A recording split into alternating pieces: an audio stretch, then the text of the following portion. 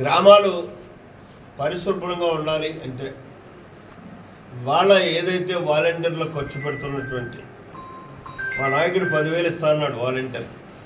నేనేమంటానంటే ఆ 10,000 శాలరీ ఇచ్చి ప్రతి గ్రామాన్ని బట్టి 5గురిని 6గురిని 10 మందిని 12 మందిని 15 మందిని ఆ పంచాయతీ యొక్క వైశల్యాన్ని బట్టి ఈ 15,000 రూపాయలు శాలరీ ఇచ్చి స్కావెంజర్స్ వేసినట్టయితే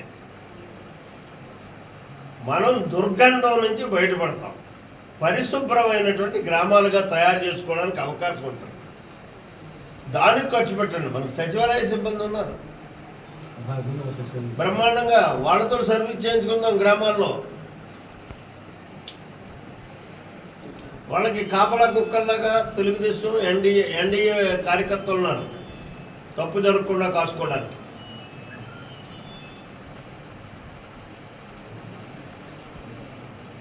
ఇది నా పర్సనల్ అభిప్రాయం. రేపు మా లెజిస్లేటివ్ పార్టీ మీటింగ్లో కానీ శాసనసభలో అయినా సరే ఇది నేను చెప్పదలుచుకున్నాను, అడగదలుచుకున్నాను, ఒత్తిడి తేదలుచుకున్నాను. ఎందుకంటే మనం ప్రభుత్వ ప్రజాధనాన్ని ఎక్కడి నుంచి వస్తుంది? ప్రజల నుంచి మనం కలెక్ట్ చేస్తే రెవెన్యూ కలెక్షన్ ద్వారా వచ్చేటువంటి డబ్బు దాన్ని దుర్వినియోగం చేయకుండా మన స్వార్థం కోసం చేసుకోకుండా, మాకైతే ఆ కర్మ లేదు. వైఎస్ఆర్ కాంగ్రెస్ పార్టీలాగా వాలంటీర్ల కార్యకర్తలుగా వాడుకోవాల్సినటువంటి పని లేదు. నిస్వార్థంగా 45 సంవత్సరాలు బట్టి పనిచేస్తున్నటువంటి కార్యకర్తలు ఉన్నారు, నాయకులు ఉన్నారు తెలుగుదేశం పార్టీకి. కాబట్టి వాళ్ళకేం డబ్బులు ఇవ్వక్కర్లేమే. ఆ పని మా పార్టీ పని వరకు వాళ్ళు నిస్వార్థంగా పనిచేస్తారు.